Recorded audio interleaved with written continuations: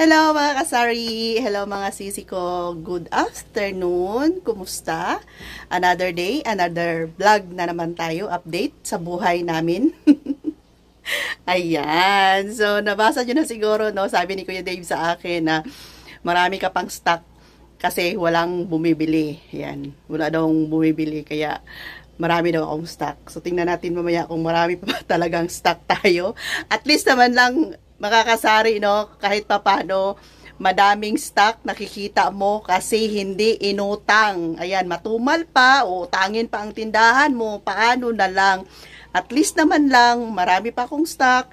Nakikita ko yung mga stock ko, hindi siya inutang. Cash kami dito, no credit talaga sa aming tindahan. Kasi kung may utang pa, nako, wala, lulubog talaga kami pag pasukan pa ng utang. Mahina na nga, uutangin pa, wala kang nakikitang item kasi hintayin mo pa kung kailan sila magbayad sa katapusan ng buwan o katapusan ng mundo. That's the reality mga kasari. Minsan takasan ka pa kaya no credit na talaga sa tindahan namin. Si Kuya Dave bumili ng itlog na 15 ganyan. 15 trays ng itlog. Ayan, hinihintay ko pa siya. So, pakita ko sa inyo mamaya pag dumating na habang wala pa siya ay mag-checka muna tayo saglit. So, yun na nga mga sisi ko, no? Sige lang. Yun na nga, ang importante, may benta sa araw-araw kahit na hindi na tulad dati. Ang ginagawa ko na lang ngayon, nag-hoard pa rin ako ng mga item. Yung bumibili ng maramihan ba, basta yung item na hindi siya madaling masira, at saka yung item na basic needs at fast moving item. Yan, nag-hoard ako. Pakita ko sa inyo mamaya kung ano-ano yun doon sa likuran. Okay mga sisi ko, bago ko pala makalimutan, nagbasa ako ng comment kahapon, yung last vlog ko. Ako ay nagpapasalamat talaga sa mga organic viewers ko na nandyan palagi, nanonood. Yung iba hindi makapag-comment, pero nanonood lang. Yung iba ay nagko-comment talaga. So, thank you so much sa inyo. Shout out din kay Zeran's Vlog, kay Indaylin na nasa Cebu. Ayan, hello Day. Dahan kayong salamat sa pagtanaw o pag-comment ni mo Permi. Ayan, mega shout out Daylin sa Cebu. And sa organic viewers ko na nag-comment ng idea and suggestion na mag-add ako. Ayan, mega shout out sa iyo Sisi. Thank you so much. Sabi niya mag-add ako ng iba pang mga Korean product. Tapos yung sinabi niya pa kung saan ako mag-order. So, nag-try na akong mag-order doon sa shop na i-comment mo sis.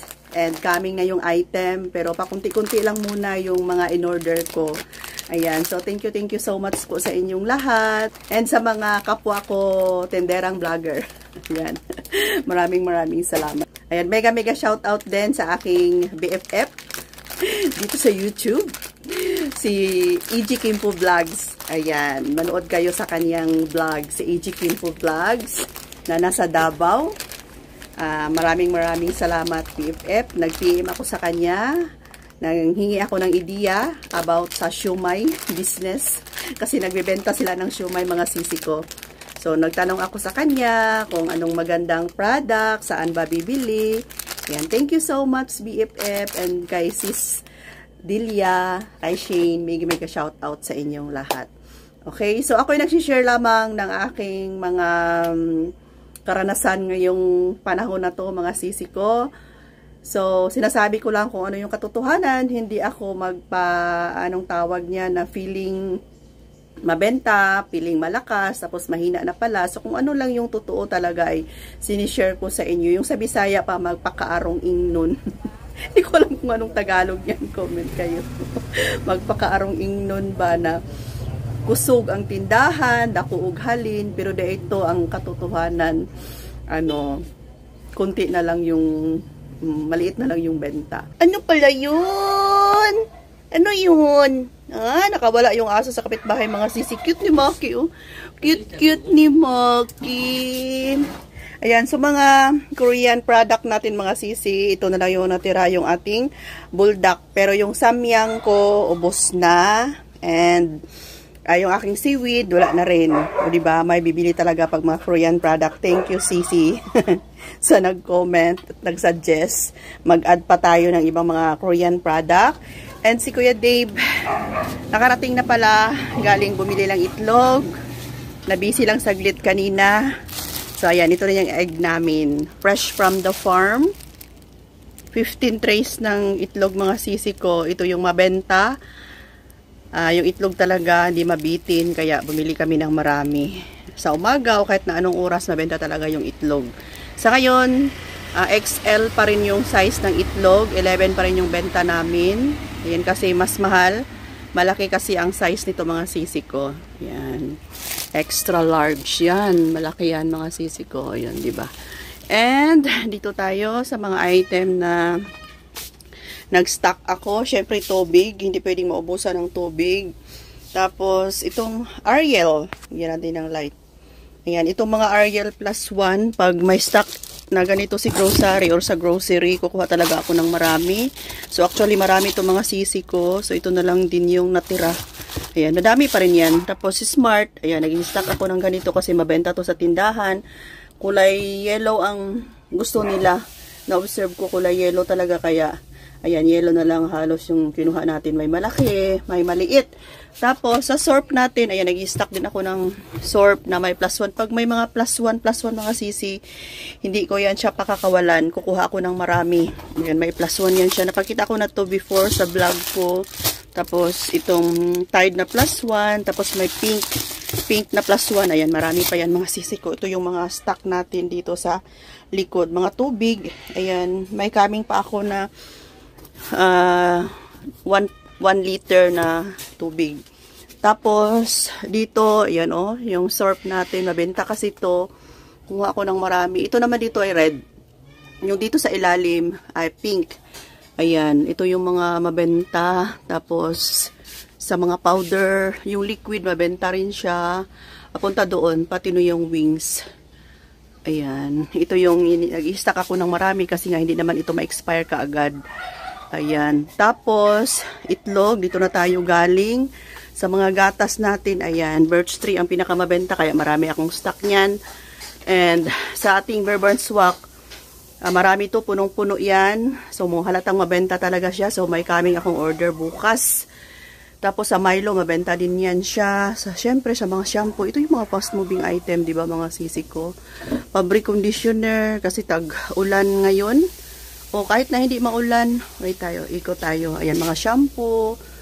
Marami tayong mga na shampoo. Ayan. Tapos, dito tayo sa ating fabric conditioner, Colgate. Ayan, marami tayong fabric conditioner, mga sisi ko. Ayan, doble-doble yan nakatay sa ilalim. Diba? Dito na part. Sa sorb natin, iba-ibang kulay. Tapos, Del. Yan yung dinadamihan ko talaga. Tapos, sa mga kape din natin, wait lang. Ayan. So, sa mga kape, sa kape natin, ay naubos na nga yung aking creamy white stick. Ito, hindi ako nagpapaubos nito. Coffee mate, konti na lang din. And, wait lang. Ayan.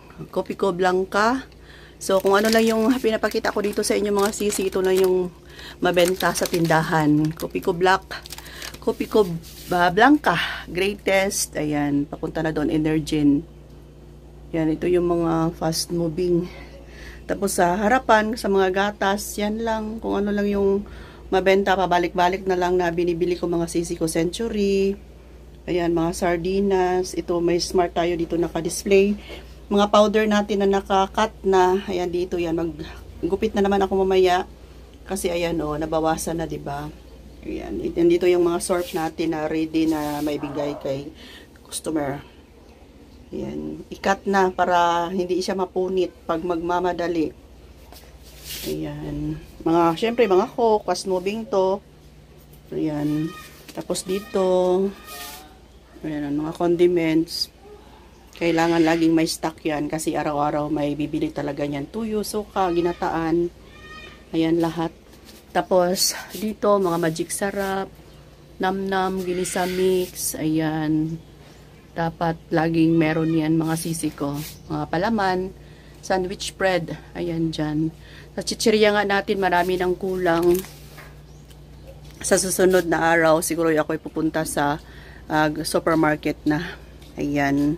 So, dito sa ilalim, sa lagayan natin ng mga candies. Ayan, bakante na.